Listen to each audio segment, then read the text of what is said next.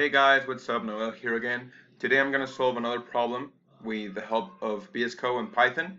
And as you know, I've been uploading some videos when you can see how a beginner like me solve some problems with the help of VSCode.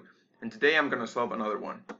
The description of the problem is a daily process like going for tacos is a typical case of a process that we don't do in an automatic way, intuitive, without us putting enough attention on the pre-steps we follow to get to this. Today I'm gonna solve a problem with random values, like the only value that we know it's the taco price. The taco price is 15 pesos, and then the weight of the person is 60,000 because it's on grams. 60,000 plus random multiplying 30,000. Why? Because all the persons must weigh between 60 and 90 kilograms. That's why random. Then the weight of the taco, it's 20 plus random multiplying 10, because the weight of the taco must be between 20 and 30 grams.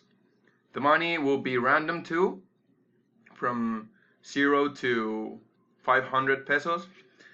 And the person will be full until the weight of the person, no wait, the person will be full, yeah, until the weight of the person, dividing 400, and then we have to print our information that we already know, like the weight of the person, the money, the weight of the taco, the capacity of the food that the person can eat, and all that.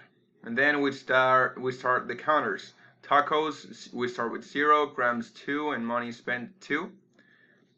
And then we start doing the while buckle. As you can see here, inside the buckle I put an if. Well, first, while the money spent is minor than the money we are allowed to spend, and the grams are minor than the capacity of the person eating, this buckle will keep running.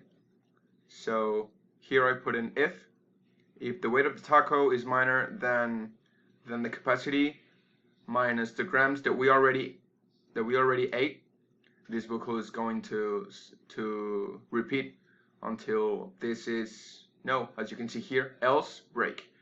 So if the weight of the taco is minor than full minus grams, grams will be grams plus another taco.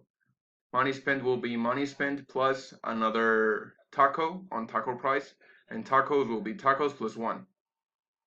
And at the end, we're gonna print this number of tacos the person ate, and the money of the person, the money the person spent, and the grams of the food the person ate.